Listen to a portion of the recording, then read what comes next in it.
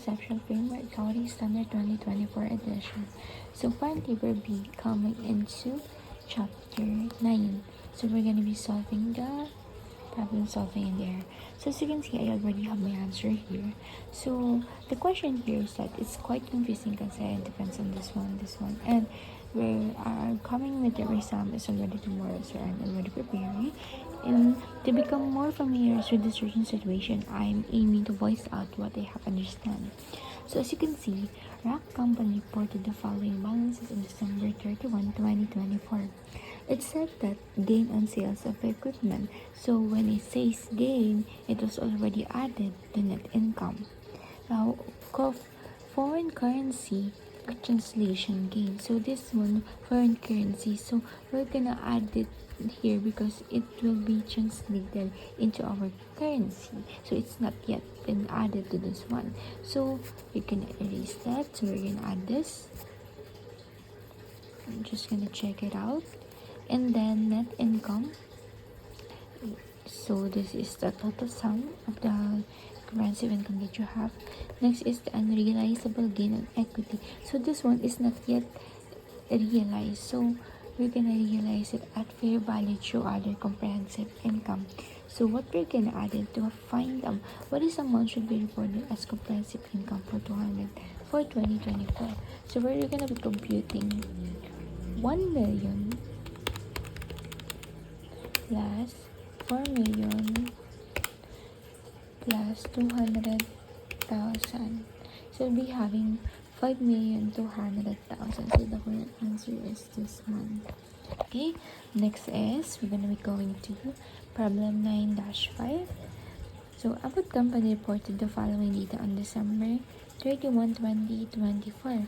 It has a sales revenue of 8 million, cost of goods sold of 6 million, operating expenses of 9 million, and unrealizable gain on debt expensement measured at fair value through other comprehensive income 300,000. One amount should be reported as comprehensive income for 2024. To calculate this one, let us first identify sales revenue. So when we say sales revenue, so we are computing in a cost of goods sold. So there are cost of goods sold from manufacturing, like that. So in cost of goods sold, we're gonna be including the purchase revenue, sales revenue, purchase discount, sales discounts. It's already here in the cost of goods sold. So we're not gonna add this na already, the 8 million. Sales revenue. So we're gonna deduct it to the cost of goods sold because cost of goods sold is the net or the gross of purchase discount, purchase revenue, purchase, like that.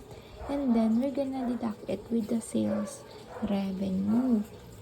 So we're gonna deduct it this one. So check. But we're gonna be putting this one like this. And then operating expenses. Operating expenses is already included in the cost of goods sold. So what we're gonna do is that we're gonna be deducting it also because operating expenses will be deducted to cost of goods sold. Unrealizable gain on the investment. So this was not yet been realized. So we're gonna be adding it. So to compute this one, what is the question? What amount should be reported as comprehensive income for 2024? So we'll be having 8 million minus 6 million minus 900,000 plus 300,000. So we'll be having 1,400,000 dollar cancel LLC. So next one will be problem 9-6. AICPA adopted. So Valix company had net income of 1,100,000, a positive 100,000 net effect of an error in recording prior year depreciation, a 300,000 unrealized loss on equity investment measured at fair value through other comprehensive income, positive 200,000 foreign currency translation adjustment, and a 600,000 increase in share capital. What amount should be reported as comprehensive income for 2024? So it says that it had a net income of 1,100,000. A positive net income of 100,000. And then positive income and net effect of an error. So, unrealized loss. So, this is unrealized loss. Fair value. So, fair value. So, to get our answer, which is the 1 million, we're just gonna be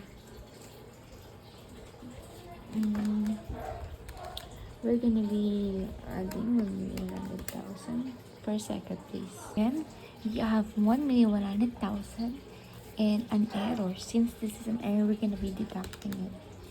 So, 1,100,000 minus 100,000,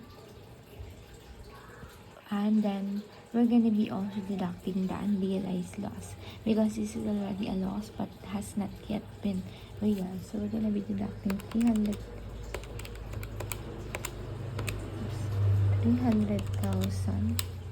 Yet after that, value for virtual article will receive a positive 200,000 foreign currency translation adjustment. So there's an adjustment, 200,000 foreign currency. So we're gonna be converting it into our currency, 200,000. Next is translation adjustment and 600,000 increase in share capital. So what do you mean by share capital? So this is already on owner's equity. So this would be included in a statement of changes in owner's equity, not in statement of comprehensive income. So we're just gonna ignore this one. So our answer would be 100,000. So this is it. Letter B. Wait a second. There's an error because later I lost. This is not. So again, 1,100,000 plus 100.